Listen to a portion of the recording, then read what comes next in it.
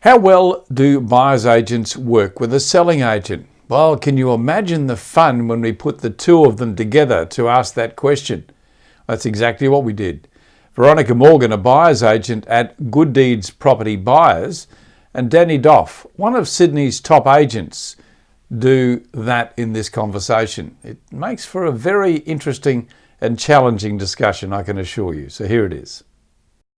Danny, I recently watched a video on the Lang & Simmons Facebook page where you were talking about buyer's agents who you felt weren't adding any value for their fee. And it got me intrigued. Like sales agents, there can be a great deal of variance between the skills and experience, amongst buyer's agents. Do you find yourself eye-rolling when a buyer says they've engaged one? Not really. We come from old school, and when we started out, there was no such thing, right? So I've got a lot of friends now that are buyer's agents, and I've developed relationships with them, and I can see some value there, but for certain things, not for everything. Like for them to be able to find a property on the quiet, and it's actually market price or actually a reasonable price, then that's worth their weight in gold, and I would pay that. I'd pay good money for that. I've just had a few situations in the past where a buyer's agent phoned me up. Say for instance, a buyer's come through and I've told the buyer you can buy it for $4,150, and then the buyer's agent phones me up and goes, "Danny, what can you get it for me?" And I said, "Mate, I can get it for you for $4,150. And so he said, "Well, can you get a little bit of a discount so I look good to the client?" I said, "No, $4,150 is the price." So he didn't introduce the buyer, he didn't negotiate a better price, and he gets paid this incredible fee for 5 seconds work, and I've been there for 3 months. So that irks me. That guy's not on the market anymore, so that might be saying something. But and if a property's on the market, I think there should be a different structure because it's on the market. Do you feel, you said you're old school. Do you feel a bit put out sometimes that the buyer doesn't trust you enough to deal with you directly? Oh, no, we love buyer's agents. We love them. We just know that if a buyer's actually engaged a buyer's agent, they're spending really good money to get the buyer's agent, and if they're interested in a property, things happen so quickly. If a buyer's interested, deals happen within 24 hours. So they're good in that way for facilitating a deal, for sure. A lot of buyer's agents claim that they have unique access to off-market properties, as you mentioned earlier, and that's really a core part of their value proposition. Would you say that that's true, that they've got unique access? They haven't got unique access. They've got they are friends with all the agents, so they're on everyone's database. And so we have a database that have got all the buyer's agents, but we've all got the buyers that have contacted us through domain, through to realestate.com, and people that were added in manually into our database. So they're getting the information that all the buyers on the database are getting as well. So they're not getting a unique situation, in my opinion. Because every quiet listing, I'm putting it out to the database straight away.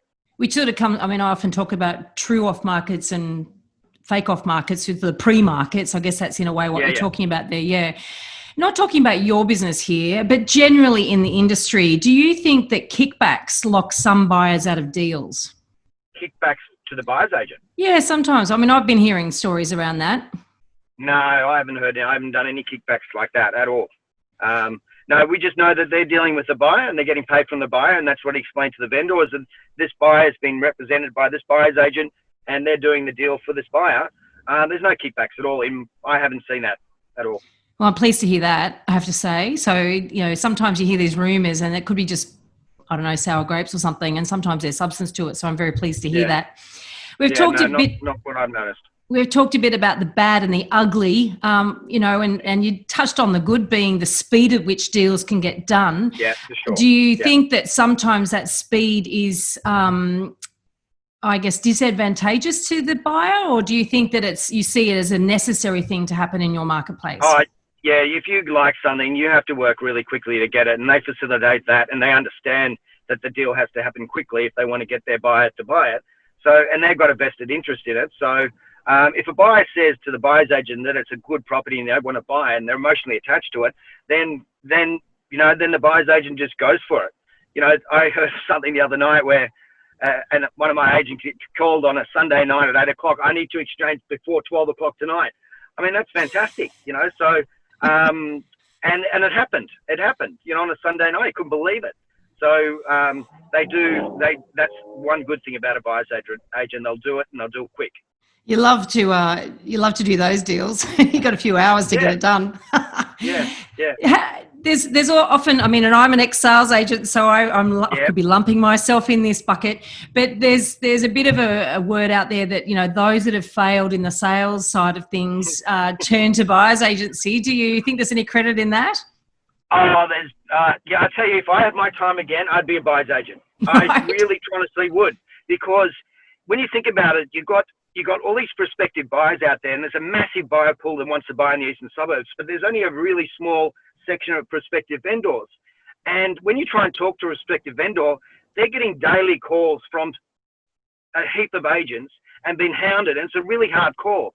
But if you're prospective buyers, obviously getting called by some agents here and there, but they're, they want to be spoken to. They want to buy a property. So it's a much easier conversation from a buyer's agent to talk to a buyer than a sales agent talking to a prospective vendor, because they've been hounded, and it's tough. Our market here is saturated with buyers, with real estate agents, and not many buyers agents. And not many listings. I think that's really the core there, isn't it? Yeah. So it's really hard, and I've seen a lot of agents in the eastern suburbs become buyers agents and absolutely kill it. And good luck to them.